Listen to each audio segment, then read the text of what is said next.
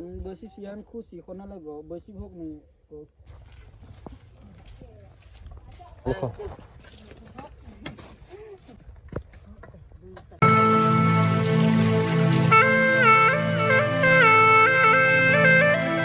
กับสบายดีเนาะทั้งสาวเราและสาวไทยเนาะพี่น้องเนาะตอนนี้ก็มาเจอกันรุ่นเช่นเคยเนาะสิพาไปเฮ็ดเวียกอยู่ส่วนกว่าจีนเนาะพี่น้องเนาะว่าส่วนนี้เพิ่นก็ให้เฮ็ดเวียกเนาะแต่ว่าจะเป็นเวียกเมาเนาะพี่น้องเนาะจะทมกกวายนั่นเองเนาะเทื่อนึงประมาณ800เนาะ800กีบเนาะเป็นเงินลาวเนาะพี่น้องเนาะว่าเงินไทยหาก็บ่ฮู้เนาะพี่น้องเนาะคุณอันผู้ข้ามวันนั้นอันก็ไปกวนบ่มีวันน่ะแล้วก็มานี่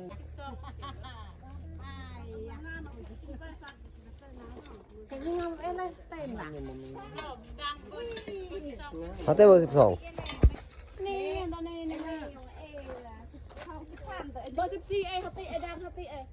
ôn trên đó hỏi thế kí để yên đã nè kí đã nè đó đây là yên mong thêm lọc mai thì tích cho ta ha át tích anh phải sợ kí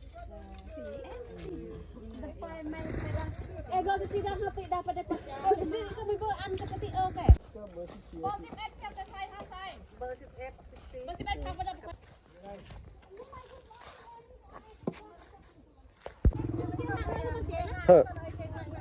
đó đó đưa nó mới chi người nè ở khích bay chơi mà mà chưa tha ông đưa cầm đưa tụi này là đó đó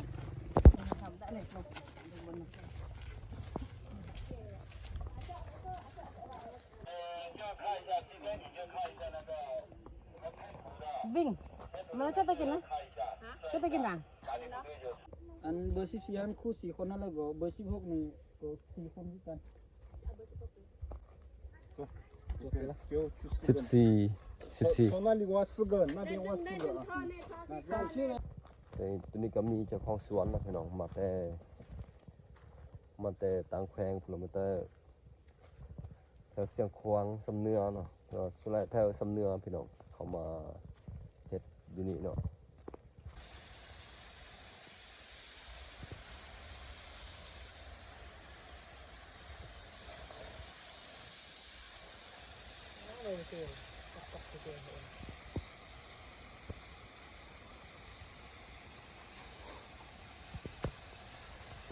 มุดแล้วเฮ้ยไอ้ซานงามรังทักเล่นฟรีเนอร์ต่อไปเราเล่นด้วยเนาะเล่นเลยยังได้ปะนี่ยามนี้ยังเล่นนี่คือยามเดียวนี่ได้ปุ๊บได้แต่ถ้าเราเล่นเลยมันเล่นได้เป็นเลขได้เลย5นาย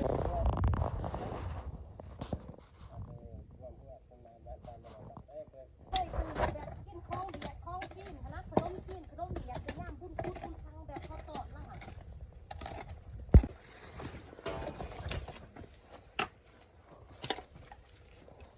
ละเกิดแต่ได้ว่าละง่ายมันจะหายเลยโอ้ยลาย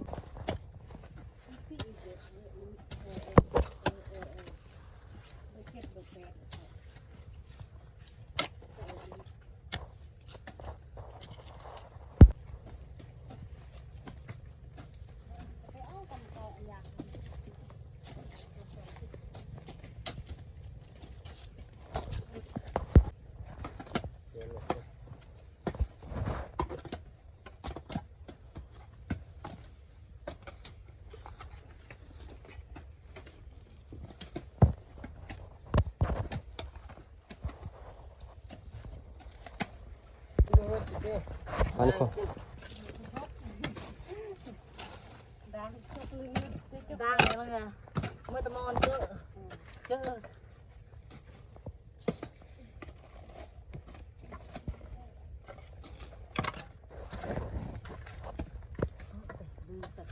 ร้านตรงลำปิงหอมนะอันเขาเบอร์16ป้าก็แล้วมาเมื่อกับเบอร์คนเก๊ทำไปดูยังราคา12,000ละ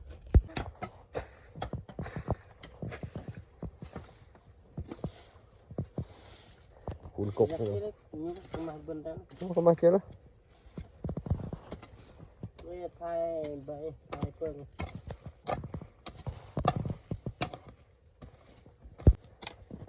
เ ทุกมา พักผ่อน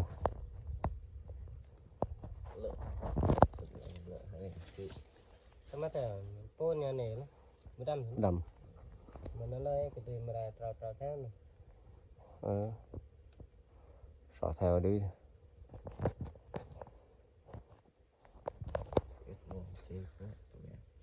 เขาเตะจีเนาะเจ๊11 โมงฮะ sao cũng có mình nắp 1 2 4 5 7 8 9 10 11 13เลยเราใส่15เลยเฮ็ดให้น้อง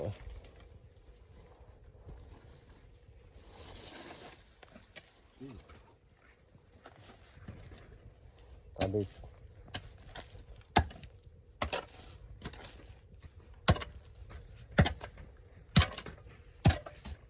ปัญจาได้เนี่ย panca lah